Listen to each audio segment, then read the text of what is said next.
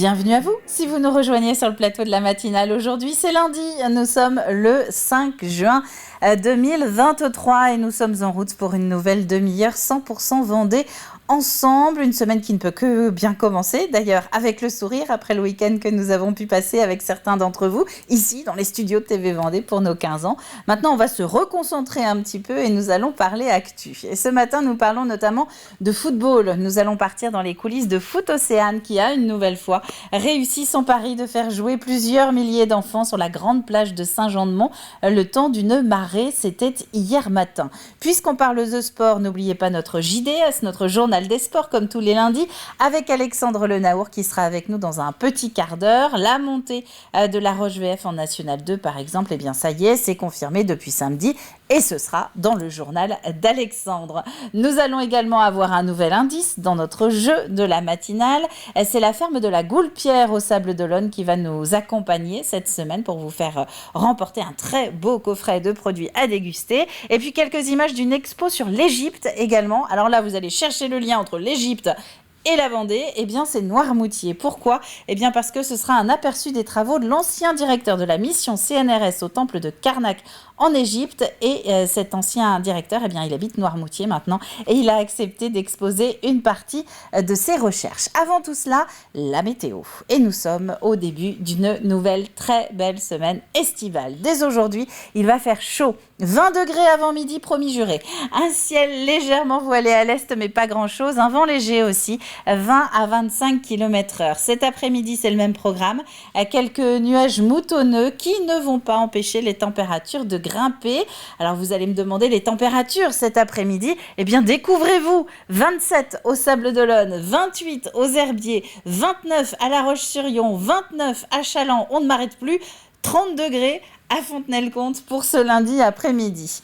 Les horaires de marée dans ce contexte, eh bien la mer, elle était à son point le plus haut avant le début de notre matinale à 7h. Elle va donc baisser tranquillement sur toute cette matinée de lundi. La basse mer, elle est à midi et quart, juste avant notre journal de midi et demi, avec un coefficient qui n'est pas négligeable, 87 ce matin, 88 cet après-midi.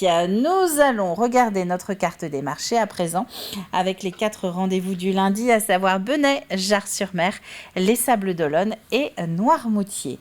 Côté éphéméride, nous pouvons souhaiter une bonne fête au Igor ainsi qu'au Bonifacio. Un dicton qui en juin se porte bien, au temps chaud ne craindra rien. Le soleil est avec nous depuis tôt ce matin, 6h15 en Vendée, et il se couchera ce soir à 21h54. On passe au journal.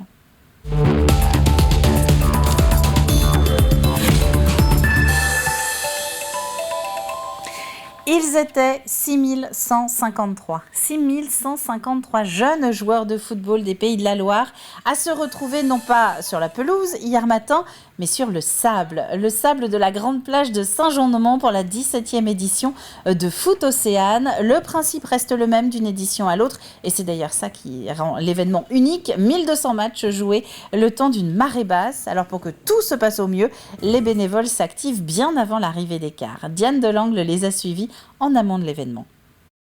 Face à l'estacade, ouais voilà, très bien. Et là tu peux y aller. Vitesse et précision, tels sont les mots d'ordre des 50 bénévoles chargés de l'installation des terrains de football sur la plage de Saint-Jean-de-Mont. La course contre la monte, on se l'oblige puisque on est sous l'influence bien sûr d'une marée. Une marée ça dure 6 heures, donc il faut que l'on monte tous les terrains, qu'on fasse jouer les gamins, on a la fresque humaine à mettre en place, tout ramasser avant que la mer remonte. 240 terrains matérialisés sur 2,5 km de plage, 960 poteaux de corner, autant de buts à implanter avec une grande minutie. Tu devrais être complètement ici, à peu près. Et là on part à droite. Les services techniques de la ville de Saint-Jean-de-Mont nous tracent une première ligne. Et après, l'intérêt pour nous, c'est d'être le plus droit possible. Moi, là, mon rôle, ça va être de trouver un éclairage le plus parfait pour qu'on démarre. Le premier terrain, c'est le plus important, en fait, puisque c'est lui qui va conditionner les 960 autres. Dans 2 heures, 6000 enfants prendront possession des lieux. Le temps presse. On était sur la plage à 7h, on a eu un petit souci technique, mais c'est en train de se rentrer dans l'ordre et tout toute façon, on n'a pas le choix, il faut qu'à 10h15 tout soit fait. Donc on va se donner à fond, mais la bonne humeur est là et c'est le principal. Et le ciel est de la partie aussi, donc on va passer un bon moment. On va transpirer un peu par contre.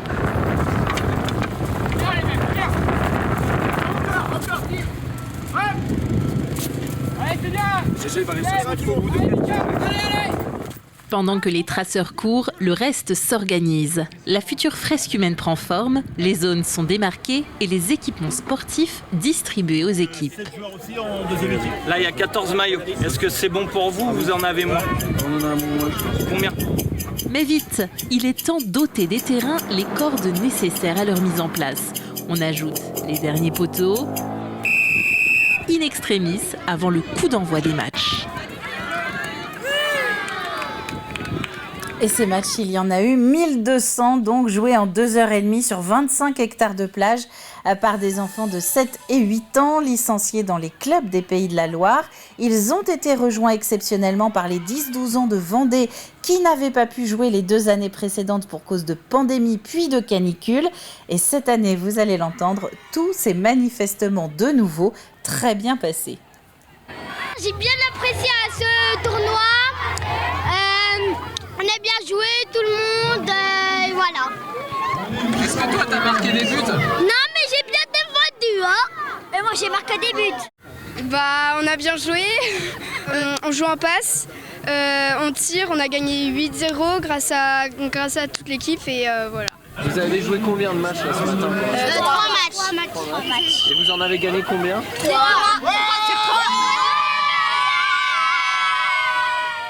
Avec aussi, vous l'avez compris, un module féminin qui a été mis en place, ce qui a permis aux jeunes filles de se rencontrer. Alors, puisqu'on parle des enfants et puisqu'on parle de sport, quelques mots aussi sur ce dialogue actuellement un petit peu compliqué entre des parents, des enseignants de La Roche-sur-Yon et la mairie. Un peu plus de 150 enfants de l'école Jean Moulin utilisent à l'année le gymnase de leur quartier. Mais depuis quelque temps, une cage de boxe y a été installée, notamment pour répondre à la demande d'entraînement en hausse, avec l'effet Cyril Gann, ce Lyonnais aujourd'hui mondialement connu pour sa pratique du MMA. Parents et écoles n'arrivent plus à trouver leur place dans la structure collective. Effectivement, c'est un lieu de repli en cas de mauvais temps et également c'est un lieu qui reste frais l'été lorsqu'il y a de fortes chaleurs. Aujourd'hui, on se retrouve à devoir pratiquer avec entre 20 et 40 enfants du basket dans un quart de salle, enfin dans 3 quarts de salle, avec toutes les contraintes que ça impose et tout ce que la mairie nous retourne, c'est à vous de vous adapter. Et l'adaptation est plus que pas possible, notamment avec des enfants qui sont amenés à jouer, avec un tapis qui est roulé sur le côté qui prend également plusieurs mètres carrés, des sacs de boxe et un ring. Ça fait beaucoup.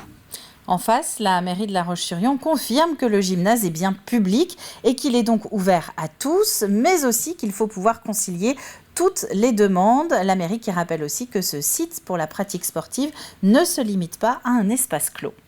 On a échangé avec le président qui avait échangé avec le directeur pour effectivement mettre à disposition du club une cage de MMA qui se met à l'intérieur, qui ne s'enlève pas parce qu'effectivement pour des besoins de sécurité on préfère la fixer et on s'est dit maintenant avec les nouvelles infrastructures qu'on a mis à disposition, que la salle il y a toujours de la place quand même pour effectuer du sport notamment pour des enfants qui n'avaient pas à avoir de gêne particulière. Ça oblige à réfléchir bien sûr à ce qu'on va pratiquer dans cette salle, puisque en effet s'il y avait une utilisation du terrain de basket, elle se retrouve condamnée, mais par contre il est tout à fait possible de respecter le programme. La Roche-sur-Yon compte 15 000 licenciés en sport dans 70 disciplines différentes, une demande qui est supérieure à l'offre de structure qui est pour le moment proposée. Nous allons prendre la direction de l'île de Noirmoutier à présent avec cette exposition temporaire proposée par l'hôtel Jacobsen. Architecte, François Larcher est un ancien chercheur au CNRS. Il a notamment dirigé de 1989 à 2004 le Centre franco-égyptien d'études des temples de Karnak, au nord de ce qui est aujourd'hui la ville de Luxor en Égypte. Installé aujourd'hui à Noirmoutier, François a donc accepté de présenter une partie de ses travaux. Colline Davy. Au cœur de Noirmoutier se trouvent les secrets de l'Égypte. Cet ancien chercheur habitant de Noirmoutier y dévoile ses travaux et notamment cette maquette. Alors, Vous voyez ici des choses qu'on ne voit plus à Carnac. En particulier, tout ce qui se trouve devant ce pylône, qui a été dénommé le 4e pylône, tout ça, tous ces monuments qui sont là, ont été tous entièrement démontés. Le travail du centre franco-égyptien, entre 1987 et 2004, en partie, parce qu'on n'a pas fait que ça, a été d'étudier et de reconstruire ces monuments. De 1987 à 2004, il est en mission à Carnac pour tenter de reconstituer l'histoire du temple et poursuivre le travail entamé par les précédents chercheurs du CNRS. Nous avons décidé de mettre sur pied les études de tous ces monuments. Donc ce sont des études, ce qu'on appelle de l'anastylose. Donc c'est un énorme puzzle architectural. Nous avons également reconstruit la fameuse chapelle rouge d'Hatshepsut qui est le sujet de cette exposition. Ces planches ne sont qu'une infime partie de son travail et pourtant, il y a déjà de quoi s'émerveiller. Je ne connaissais pas du tout et je ne sais pas ce que je vais découvrir exactement. Et disons que ça surprend. On ne s'attendait pas à voir cette exposition. On ignorait qu'il y avait cette exposition, mais c'est très intéressant. Est-ce qu'on apprend encore à notre âge? Je ne sais pas, mais l'essentiel c'est de rester curieux. L'exposition temporaire prend place au milieu de l'histoire de Noirmoutier racontée à l'hôtel Jacobsen, une manière d'inviter au voyage un peu plus loin. Il est vrai que par les thématiques des expositions temporaires, nous aimons bien présenter à nos visiteurs des sujets variés, des sujets divers qui leur permettent de voyager. C'est vrai que nous explorons beaucoup la thématique du voyage, nous explorons les thématiques des sciences, de la géographie, des collections privées. Donc l'exposition de ce printemps est tout à fait dans ces cadres. L'Égypte d'un Noirmoutrin est à découvrir jusqu'au 17 juin. Et c'est donc à l'hôtel Jacobsen que ça se passe, c'est-à-dire le centre des patrimoines maritimes à Noirmoutier en Lille. Nous allons revenir au sport à présent. On ne va pas reparler de foot Océane, mais plutôt de ce match qui était très attendu à La Roche-sur-Yon ce week-end. Le derby La Roche VF contre l'Étoile sportive ornésienne, l'ESO, à l'occasion de la dernière journée de National 3. Le score final est sans appel, 4-1. À la faveur de La Roche VF et les conséquences aussi, puisque cette victoire valide la montée la saison prochaine pour les joueurs de Frédéric Reculot. La montée, voilà le Graal. On a couru après toute la saison, il fallait aller chercher sur le dernier match. On était plus ou moins prévenus, voilà. Vu le calendrier avec un derby pour commencer, un derby pour finir, généralement c'est là que ça se joue. Donc c'est vrai qu'il y avait beaucoup d'intérêt.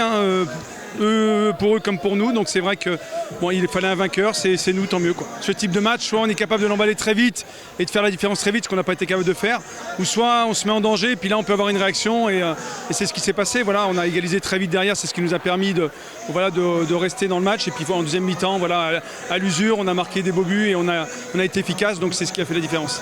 Et pour les Ornésiens, cette défaite est à l'inverse synonyme de relégation. Ils joueront l'an prochain en Régional 1. Du ring hockey aussi au programme du week-end avec ces quelques images de Thibaut Grasset pour la 21e et avant-dernière journée de National 1 Elite. La Vendéenne, qui était 5e, recevait le leader Saint-Omer et c'est une victoire vendéenne au terme de ce match de samedi soir, 5-4 face aux champions de France.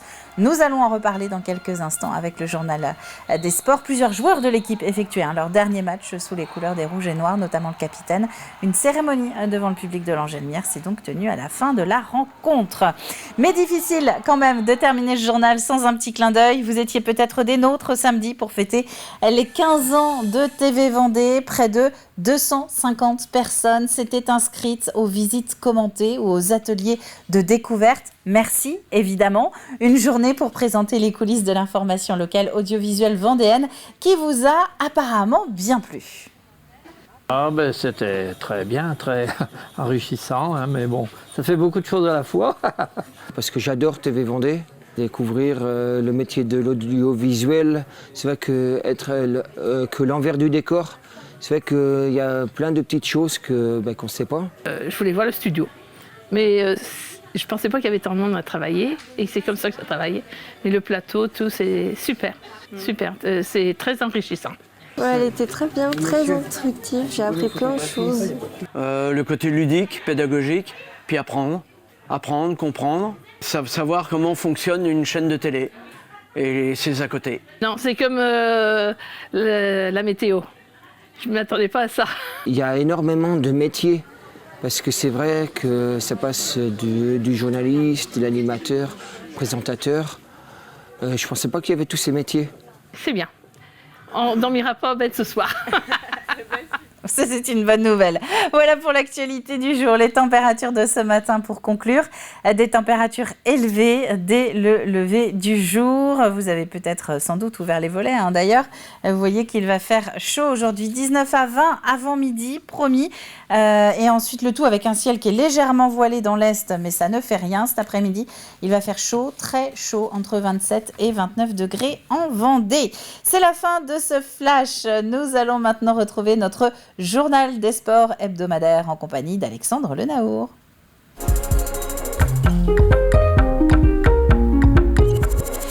Et bonjour Alexandre. Et bonjour Caroline. Bienvenue. Vous étiez sur les terrains hier ? Mais forcément, sous le soleil en plus. Sous le soleil, exactement. Et vous étiez notamment du côté de La Roche-sur-Yon pour parler de ce fameux derby. On en a parlé dans le journal. Grand moment, stade plein et une victoire d'une équipe vendéenne, d'une équipe lyonnaise. Forcément. Allez-y, mais c'est pour pas trop en dire. Et puis c'était samedi, une dernière journée, un derby. Quoi de mieux que ça pour terminer une saison. Samedi soir, Henri Desgranges, La Roche VF, leader, jouait contre La Roche ESO qui devait, pour sa part, tenter de se maintenir. Et ce sont les Ornésiens, maillot bleu, qui vont ouvrir la marque dans ce match par Kezia Ambongo en 2 temps. 1-0 à la 23e. Peu avant la demi-heure, La Roche VF est à la baguette avec Sonny Butro, bien inspiré sur ce 1-2. Son centre en retrait trouve Adama Sarr pour l'égalisation 1 partout. C'est le score à la pause. À l'heure de jeu, les hommes de Frédéric Reculot pour La Roche-VF vont prendre les devants. Le contrôle, on va le voir, somptueux d'Axel Dabin lui permet ensuite de trouver Antonin Bergeon à la hauteur du point de pénalty. La Roche-VF prend les commandes.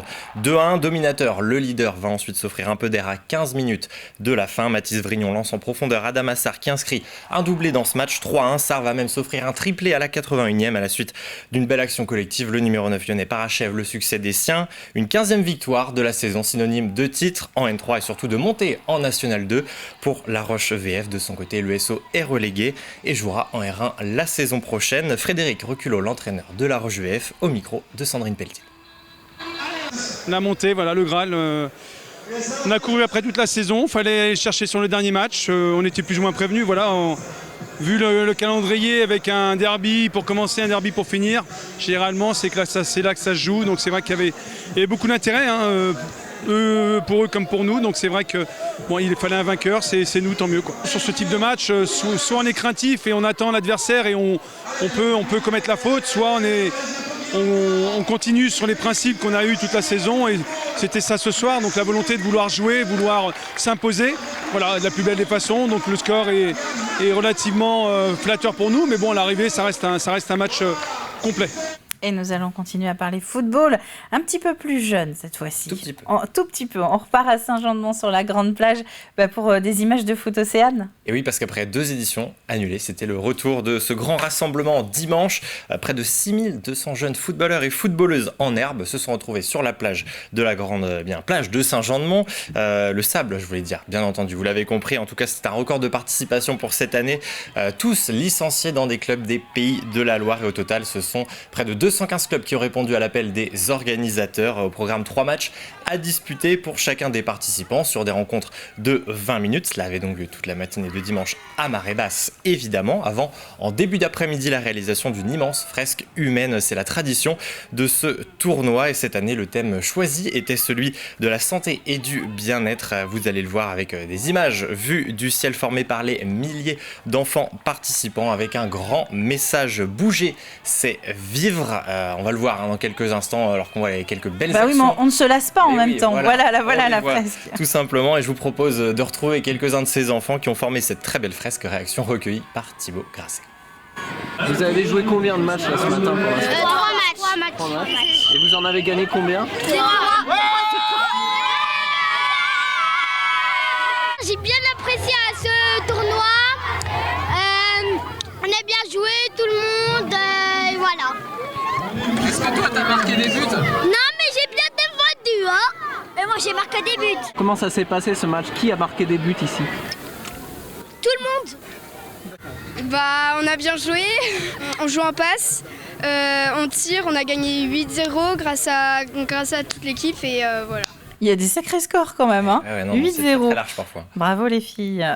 Handball maintenant. On change de discipline. On va parler de la Coupe de Vendée. Finale féminine et masculine. C'était chez nos voisins du Vendespace. Exactement, juste à côté à Mouilleron, le captif week-end de finale au Vendespace. Les finales des challenges de Vendée le samedi. Et puis hier, dimanche après-midi, placé à l'épilogue des Coupes de Vendée. Ça démarrait dès 15h avec la finale féminine. D'un côté, la jeune garde de Pouzauges-le-Boupère, équipe des moins de 20 ans en blanc. De l'autre, l'équipe 4 de La Roche-sur-Yon en rouge, et ce sont les Lyonnaises qui font la course en tête à la pause 15-11, mais ces dernières ont perdu sur cette action leur gardienne sur blessure peu avant la demi-heure de jeu, mais La Roche tient bon, et ce malgré la pression de leurs adversaires plus fraîches physiquement en fin de rencontre, mais c'est finalement une victoire 24-23 des Lyonnaises. Et puis à 17h, lancement de la finale masculine, l'équipe 2 du Pouzauges Vendée Handball Maillot Noir affrontait Chavagne empaillé en bleu, rencontre disputée, le score est de 13 partout.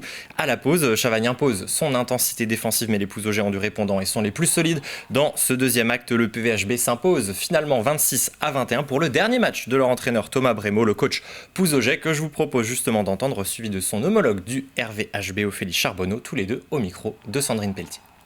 C'était très dur ces derniers mois, j'avais vraiment envie de finir sur une victoire ici au Vendespace avec une grosse ambiance, et surtout pour les joueurs, pour le club qui mérite, et surtout pour ces jeunes joueurs qui le méritent, qui ont envie d'aller un peu plus haut et qui en ce moment ont un peu de mal. Donc faire sortir ce gros match qu'on ne sort plus depuis 6 mois, effectivement ça fait plaisir. On s'attendait à beaucoup courir et à beaucoup souffrir parce que les U20 de Pouzauges sont invaincus en championnat, ils ont fait une saison extraordinaire. Bravo à nos joueuses qui n'ont rien lâché, l'expérience a compté et aussi la maîtrise de ce genre de match à enjeu, contrairement à l'équipe adverse où c'était leur première fois, mais encore bravo à elles parce qu'elles ont fait un super match.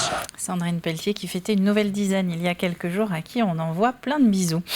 Du ring hockey aussi, National 1 Elite, 21e journée, La Roche-sur-Yon. Ah, parlons de cette victoire, je peux le dire. Allez. La Roche-sur-Yon qui recevait Saint-Omer. Vous aimez bien donner les résultats parfois. Mais que les bonnes nouvelles, moi. Ouais. En tout cas, c'était une rencontre de prestige, vous l'avez dit Caroline, pour la dernière à domicile de la saison face aux champions de France. Saint-Omer, l'occasion aussi pour l'Angèle Mière de fêter et surtout saluer ces joueurs qui vont quitter le club à l'issue de la saison. C'est le cas notamment du capitaine qu'on vient de voir, Erwan de Brouwer, ou de Duarte Delgado ici à l'image. Les Vendéens vont en tout cas prendre les commandes rapidement dans ce match dès la 10e minute avec cette réalisation d'Antoine Thébault. Saint-Omer va rapidement recoller par Jacobo Mantignan, un partout pour sa dernière sous les couleurs rouge et noir. On l'a dit, le capitaine Erwan de Brouwer redonne l'avantage aux siens. 2-1, c'est le score. À la pause, de retour sur les parquets, Marcos Pinto s'échappe pour le break 3-1. Les champions de France en tout cas n'abdiquent pas et réduisent l'écart. Marsal Cuenca à la 26e pour le 3-2. Et puis coup sur coup, les Lyonnais vont reprendre leur avance. Lui aussi pour sa dernière, Duarte Delgado fait trembler les filets sur ce premier coup franc direct, puis sur un second pour mener 5-2 à la 38e. Saint-Omer va reprendre des couleurs, scoré par 2 fois à la 38e et à la 40e. Le gardien des Rouges et Noirs, Bento Matteo, s'arrêtera 2 coups francs directs en fin de match pour permettre à la Vendéenne de s'offrir le scalp du champion de France. S'il vous plaît, 5 buts à 4, victoire de prestige forcément pour l'entraîneur des Vendéens, Marc Salicru, au micro de Thibaut Grasset. On fait un beau match, on est allé le chercher, on a failli le perdre parce qu'on a eu un bon passage à vide où on a un tout petit peu aidé à Saint-Omer à rentrer dans le match. À la fin du match, c'était un peu, il y a eu beaucoup de cœur, il y a eu beaucoup d'abnégation de la part des garçons. Donc voilà, oui, c'est toujours bien de gagner Saint-Omer. Après, il faut essayer de gagner en régularité dans l'avenir. Bon, à la fin de saison, on va faire d'abord une révision question, de voir ce qui a marché, ce qui n'a pas marché cette année, essayer d'améliorer les choses. Et puis voilà, repartir sur un nouveau cycle. On a des joueurs expérimentés qui partent, donc il faudra que les nouveaux ils prennent de l'expérience et que nous, on les accompagne le mieux possible. Merci Alexandre. Il y a encore d'autres infos sport. Eh bien, c'est ce soir dans 85 chrono. C'est ça, à 18h45. Vous connaissez le rendez-vous. Maintenant, tous les autres résultats, les classements, les images avec Aurélien Huard. Et puis dans la deuxième partie, Aurélien recevra le club de la Vendéenne dont on a parlé il y a quelques instants. Ah bah justement, donc pour parler de ring hockey. Exactement. Ah bah voyez que j'ai une certaine culture générale moi aussi en sport. Vous avez tout compris là sur cette année. C'est exactement. Alors, à moi de vous poser une question. Vous restez 30 secondes avec nous et on va regarder ensemble le jeu de la matinale.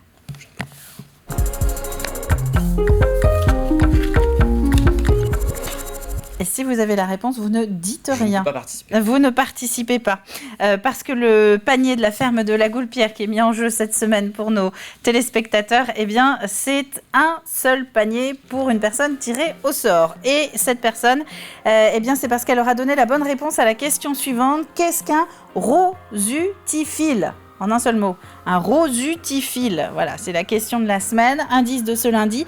Alain Durand, le passionné de la semaine dernière, en est un. Ouais, bah vous verriez la tête d'Alexandre, c'est pas gagné. Non, moi je ne non, vous ne dites rien. Donc la ferme de la Goulpière, on l'a dit, au Sable d'Olonne, qui est notre partenaire de la semaine. Vous allez pouvoir remporter un panier 100% bio avec des rillettes de porc de fabrication artisanale, un fromage, le Goulpier et un beurre qui a été moulé à la main. Là-dessus, c'est la fin de cette matinale. Merci à vous d'avoir été au rendez-vous, encore une fois, en direct avec nous. On se retrouve demain, dès 7h, sur l'antenne de TV Vendée. D'ici là, je vous souhaite à tous un très bon lundi et à demain.